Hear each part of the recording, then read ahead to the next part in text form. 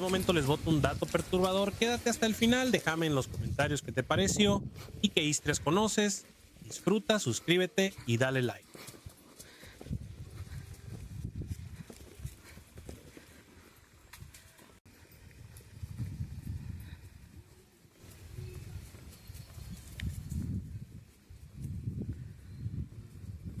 Según dice mi papá que por ahí abajo enterraron a una señora que porque les quedaba muy lejos ya llevarla hasta el cementerio, entonces lo que hicieron fue hacer un hueco y enterrarla por ahí. Quién sabe. Hubo tiempos difíciles, tiempos de guerra, y tocaba llevarla por allá en esas montañas, entonces la gente ya iba muy mamada y para ir, en vez de ir hasta allá, hicieron un hueco y la enterraron allá atrás. O creo que por ahí.